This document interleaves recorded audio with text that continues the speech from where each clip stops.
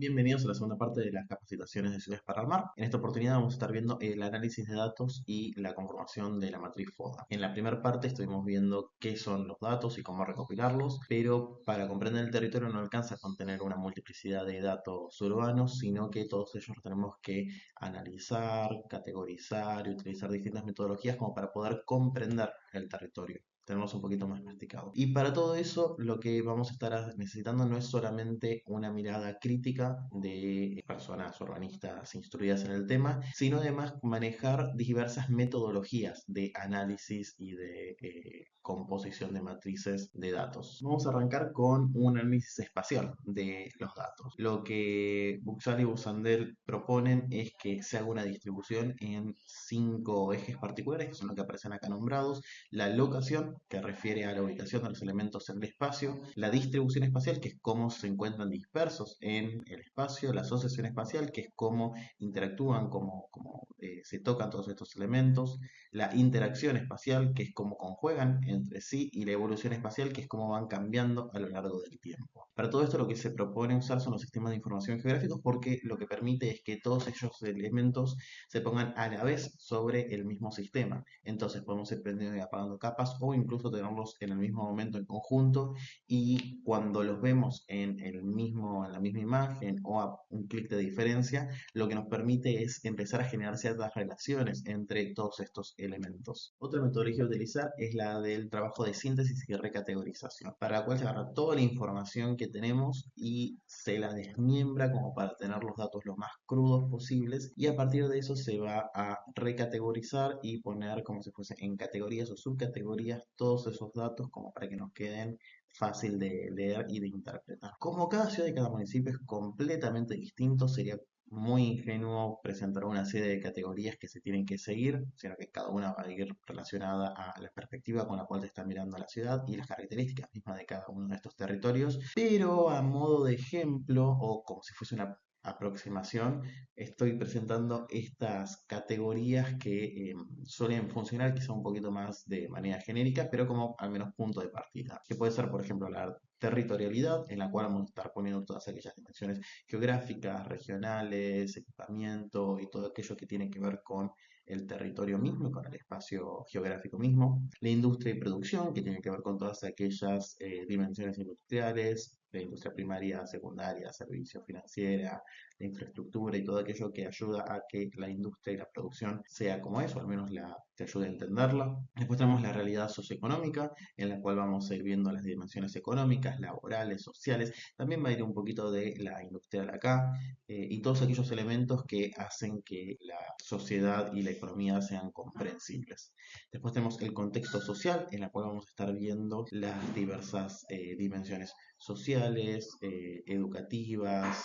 de vivienda, de salud, de todo aquello que describe a la sociedad tal y como es. Por otro lado tenemos la de la presencia cultural, en la cual vamos a estar viendo dimensiones históricas, patrimoniales, turísticas, culturales y todo aquello que tiene que ver con la comprensión de la cultura y la forma en la cual la gente se identifica y vive en el territorio. Otra de las metodologías y las que yo considero de las más útiles es la conformación de mapeos temáticos y el cruce de variables, que significa literalmente eso: agarrar distintos datos de dos o más categorías y ponerlas en un mismo mapa o un texto en el cual estemos estudiando dos o más categorías de datos a la vez. Esto lo que permite es que muy a simple vista, muy rápidamente, veamos si hay algún tipo de correlación o causalidad incluso entre dos o más elementos. Y eso también nos va a permitir que agarremos y que generemos datos nuevos que quizás no recopilamos, pero que son consecuencia de los datos que sí recopilamos. A lo cual hay que prestarle bastante atención de no estar simplemente agarrando dos datos que no tienen nada que ver uno con el otro y decir que hay una causalidad simplemente porque están coincidiendo en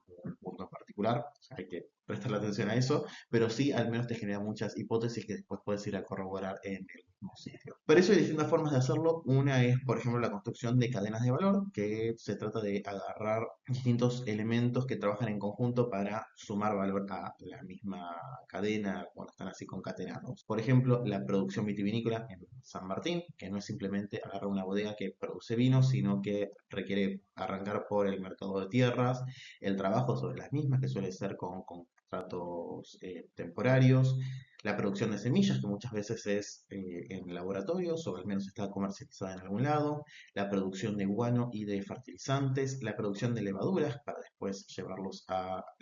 fermentar el vino, la producción de agroquímicos, la venta y distribución de la uva, porque muchas veces quien produce la uva y quien produce el vino no son la misma persona, la producción del vino, que incluye también la producción del mosto y de la pulpa de uva, embotellar esos vinos, y después está la distribución y la comercialización, y relacionada a esta última está la industria culinaria y la industria turística. Entonces, no es solamente que estamos viendo una industria en particular, sino que estamos teniendo industria primaria, secundaria y terciaria, todas dentro de esta cadena y que van generando valor en el medio. Y además lo que tiene es que, como veníamos diciendo en el medio, que aparece la producción de mosto y la producción de pulpa de uva, son elementos quizás que no tienen tanto valor dentro de esta cadena de producción, esta cadena de valor, pero que sí después se pueden vender para otras cadenas. Entonces vamos encontrando que elementos dentro de esta cadena pasan a tener valor en otras y que sirve concentrarse en elementos que quizás son desperdicio, pero que tienen mucho valor en otras. Por ejemplo, la pulpa de uva que se usa para un montón de medicamentos en la industria farmacéutica. Después también tenemos las huellas de impacto, que son los distintos elementos que se generan como consecuencia de diversas prácticas. Por ejemplo, las huellas hídricas. Cuando nosotros estamos haciendo una producción, pongamos el ejemplo que veníamos hablando, agrícola, hay mucha agua que estamos utilizando en esto, entonces vamos a tener una huella hídrica importante y además como estamos tratando con químicos y con alcoholes, no podemos devolver las aguas desperdiciadas o las aguas utilizadas directamente al ecosistema, sino que tienen que ser tratadas en el medio para no generar también una huella hídrica contaminante. Después tenemos las redes de movilidad, que son distintas conexiones de transportes y bienes de personas, las cuales incluyen un montón de distintos tipos de movilidad, tanto en materia informática como en materia física misma. Los modelos de dinámicas económicas en los cuales tenemos mapeos que van viendo cómo conjugan los valores económicos. Esto puede ser tanto las economías de contexto, aquellas que tienen que ver con la cercanía, pero también con los valores de mercado y de suelo que se van a generar según los lugares en los cuales se van encontrando, y las redes sociales y cadenas de cohesión urbana, en la cual se van viendo cómo funcionan distintos grupos etarios, de género y de distintos sectores socioeconómicos en el mismo territorio y cómo van congeniando y conflictuándose cuando se pone uno en conjunto con el otro y se van apareciendo un montón de situaciones que quizás cuando los estudiamos individualmente no los vemos, pero cuando los estudiamos en conjunto empiezan a aparecer. Otra metodología bastante útil es la conformación de la matriz FODA, que refiere principalmente a categorizar en cuestiones positivas, negativas por un lado e internas y externas por otro. Es una metodología que fue bastante utilizada a nivel empresarial en los 90, hoy quizás está un poquito pasada de moda porque las dinámicas hacen que cambie mucho esto de manera rápida, pero que en los municipios y en el urbanismo, que los cambios son un poquito más despacios, nos permite ver cuáles son las cuestiones que podemos aprovechar del territorio, lo que tenemos que mejorar y de qué otras cuestiones nos tenemos que cuidar. Vamos a tener entonces las fortalezas, las oportunidades, las debilidades y amenazas. Fortalezas van a ser todos aquellos datos que recopilamos que son positivos y que son internos del municipio, cosas que pasan adentro del municipio sobre las cuales tenemos poder o que ya son mismas del territorio en el cual estamos trabajando. Por ejemplo, si tenemos un cuerpo de agua, es algo positivo porque podemos obtener agua por ahí y es interno porque está en el mismo municipio, no es algo que pasa por fuera y sobre el cual no tenemos poder. Oportunidades van a ser aquellas cuestiones que son externas, que pasan por fuera del municipio, pero que tienen influencia sobre el territorio que nosotros venimos trabajando y que son positivas. Por ejemplo, si aparece un programa que beneficia a los productores agrícolas a nivel provincial, un programa provincial, va a estar influyendo de manera positiva sobre el territorio, no es algo que estemos produciendo nosotros, no es algo que nosotros tengamos poder como para hacer que exista, pero que pasa por una escala mayor, que existe, que es positivo y que influye sobre nosotros. Entonces es una oportunidad. Después tenemos lo que es negativo e interno, o sea, cuestiones que son del mismo municipio sobre las cuales tenemos poder o que son cosas nuestras del municipio y que son negativas. Por ejemplo, si tenemos calles en mal estado, son internas, son cosas en las cuales tenemos poder o que dependen de nosotros y que son negativas. Y por último tenemos las amenazas, que son todas aquellas cuestiones que son negativas y que son externas a el municipio. Por ejemplo, la presencia de un ciclón podría llegar a ser una cuestión negativa y externa, una amenaza. O el hecho de que en el municipio de al lado se instale una competencia a lo que nosotros estamos produciendo. Entonces es algo que nos resta a nosotros y que no depende directamente del municipio en el cual estamos trabajando. De esta forma lo que podemos hacer es agarrar todas las fortalezas y justamente fortalecerlas, tratar de hacer que se desarrollen todavía más, entender cuáles son las oportunidades y aprovecharlas. Las debilidades, saber cuáles son, las tenemos identificadas, entonces vamos directamente a resolverlas. Y las amenazas, no confundirlas con las debilidades, sino que vamos a ir a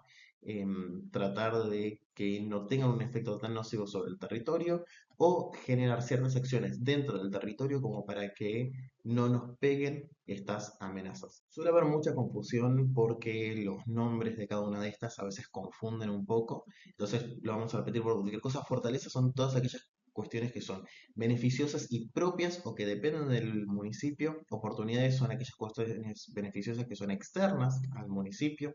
Las debilidades son las negativas propias o que dependen del municipio y las amenazas son todas aquellas cuestiones externas al municipio y que nos juegan de manera perjudicial. Por ejemplo, si llegamos a tener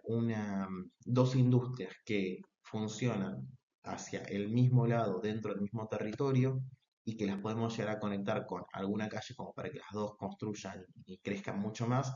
diríamos que es o sea, nos sonaría una oportunidad, pero en realidad es una fortaleza porque es interno del municipio.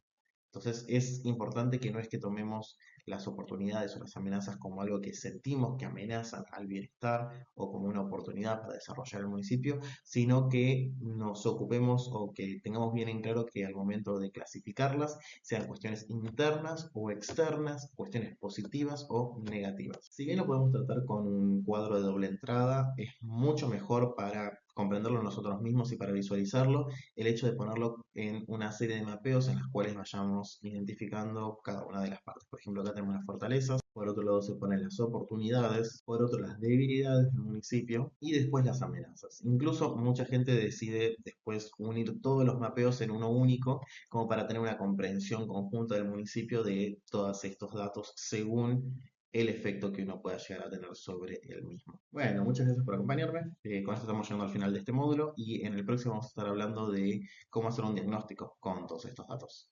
Hasta la próxima.